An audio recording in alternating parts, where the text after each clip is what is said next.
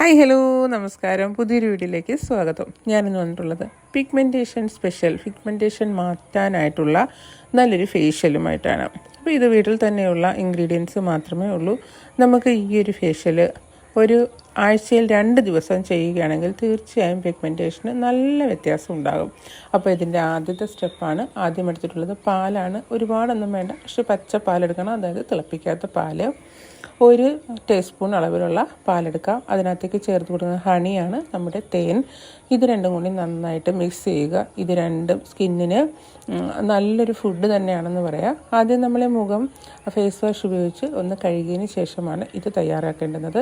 ഇതിനകത്തേക്ക് പിന്നെ വേണ്ടുന്നത് നാരങ്ങയുടെ നീരാണ്. ഒരു പകുതി നാരങ്ങ എടുക്കുക. അതിനുശേഷം അതിൽ നിന്ന് ഒരു 3-4 ഡ്രോപ്പ് അത്രമാത്രം മതിയാകും. ഇത് മൂന്നും കൂടി വീണ്ടും നന്നായിട്ടൊന്ന് മിക്സ് ചെയ്യുക. അതിനുശേഷം മുഖത്തിത് നന്നായിട്ട് അപ്ലൈ ചെയ്ത് കൊടുക്കുക. അപ്ലൈ ചെയ്ത് ഒരു 5 മിനിറ്റ് ഇതുകൊണ്ട് തന്നെ നല്ല മൂക്കിൻ്റെ സൈഡിൽ എവിടെയൊക്കെയാണോ നമുക്ക് പിഗ്മെൻറ്റേഷൻ ഉള്ളത് അവിടെയൊക്കെ ഇത് മൂന്നും കൂടി നല്ല സർക്കുലർ മോഷനിൽ നല്ലൊരു മസാജ് കൊടുക്കുക ഒരു 5 മിനിറ്റ് നേരം.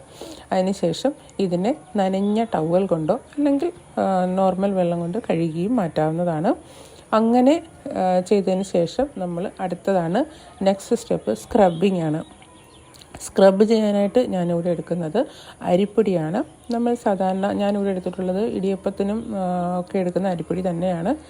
ഒരുപാട് തരികളില്ല, എന്നാൽ നേർത്ത തരിയുള്ള അരിപ്പൊടി. പിന്നെ വേണ്ടുന്നത് അലോവേര ജെല്ലാണ്. ഇത് നിങ്ങൾക്ക് നേരിട്ട് ചെടിയിൽ നിന്നെടുത്ത അലോവേര ജെല്ല് വേണമെങ്കിൽ ഉപയോഗിക്കാം, അല്ലാതെ ഞാനിവിടെ എടുത്തിട്ടുള്ളത് പോലെയുള്ള ഏത് അലോവേര ജെല്ലും ഉപയോഗിക്കാം. അതിനുശേഷം ഇതിനെ നന്നായിട്ട് മിക്സ് ചെയ്യുക. ഇത് രണ്ടും നല്ലൊരു സ്ക്രബാണ്. റൈസ് പൗഡറും അരിപ്പൊടിയും, അതായത് അലോവേര ജെല്ലും കൂടിയിട്ടുള്ള മിക്സ്. നമ്മൾ നേരത്തെ ക്ലെൻസിങ്ങിനായിട്ട് ക്ലെൻസർ ഉപയോഗിച്ച് ക്ലെൻസ് ചെയ്തു. അതിനുശേഷം നന്നായിട്ടൊന്ന് കഴുകി എടുത്തിട്ടുണ്ട്, അല്ലെങ്കിൽ തുടച്ചെടുത്തിട്ടുണ്ട്. അതിനുശേഷം ഈ ഒരു സ്ക്രബ്ബറാണ്.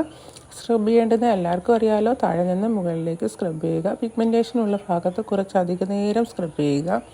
ഈ ഒരു പ്രോസസ്സ് 2 ദിവസം കഴിഞ്ഞിട്ട്, അതായത് ആഴ്ചയിൽ 2 ദിവസം എന്നുള്ള രീതിയിൽ ചെയ്യേണ്ടുന്നതാണ്. പിന്നെ വേണ്ടുന്നത് പപ്പായയാണ്. 3ാമത്തെ സ്റ്റെപ്പാണ് ചെയ്യുന്നത്. ഇതൊരു ഫേസ് മാസ്ക് ആണ്. പപ്പായ ഞാൻ ഇതേപോലെ അരിഞ്ഞ് ഫ്രിഡ്ജിൽ സൂക്ഷിച്ചിട്ടുണ്ട്. അതിൽ നിന്ന് ഒരു 2-3 പീസ് എടുത്ത് ഇതുപോലെ മിക്സിയുടെ ജാറിൽ നിന്നിട്ട് ഇതുപോലെ ഒന്ന് പേസ്റ്റ് ആക്കി എടുക്കുക. അല്ലാതെ നമ്മൾ കൈകൊണ്ട് അടിക്കുമ്പോൾ അതുപോലെ ഇത്ര നല്ലൊരു പേസ്റ്റ് കിട്ടത്തില്ല. പപ്പായ വളരെ നല്ലതാണ് പിഗ്മെൻറ്റേഷൻ. പിന്നെ പപ്പായ അലർജി ഉണ്ടോ എന്ന്, ഇതിന് എന്തൊരു ഫേസ് പാക്ക് ആയാലും നമ്മൾ ആദ്യം ട്രൈ ചെയ്യുന്നതിന് മുമ്പായിട്ട് നമുക്ക് അലർജി ഒന്നും ഇല്ലാത്ത സാധനങ്ങളാണെന്ന് ഉറപ്പുവരുത്തുക.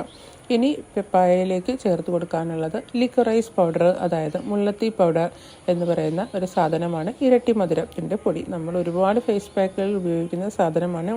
ഇത് പിഗ്മെൻറ്റേഷന് വളരെ നല്ലതാണ്. സ്കിൻ ലൈറ്റൻ ചെയ്യാൻ വളരെ നല്ലതാണ്. ഇതിൽ നിന്നും ഒരു 1-1.5 നമുക്ക് എത്രമാത്രമാണ് ആവശ്യമുള്ളത് അത്രയും ടീസ്പൂൺ അളവിലുള്ള ലിക്കറൈസ് പൗഡർ ഇതിനകത്തേക്ക് ചേർത്ത് കൊടുക്കാം. പിന്നെ ആവശ്യമൊന്നുണ്ട് എങ്കിൽ മാത്രം റോസ് വാട്ടർ, അതായത് പപ്പായയുടെ പൾപ്പ്, ഇതിനകത്തേക്ക് വെള്ളം ചേർക്കരുത്. പപ്പായയുടെ പൾപ്പും ലിക്കറൈസ് പൗഡറും കൂടെ മിക്സ് ചെയ്യാൻ ആവശ്യമായിട്ടുള്ള റോസ് വാട്ടറും കൂടി ചേർത്ത് നന്നായിട്ട് മിക്സ് ചെയ്ത് നമ്മുടെ ഫേസിൽ പിടിച്ചിരിക്കാൻ പറ്റിയിട്ടുള്ള ഒരു കൺസിസ്റ്റൻസിയിലാക്കി എടുക്കുക. അതിനുശേഷം മുഖത്ത് നേരത്തെ നമ്മൾ ക്ലെൻസിങ്ങും സ്ക്രബിങ്ങും കഴിഞ്ഞ മുഖത്തേക്ക് നമ്മൾ ടവലൊക്കെ ഉപയോഗിച്ച് നന്നായി തുടച്ച് വെച്ചിരിക്കുകയാണ്.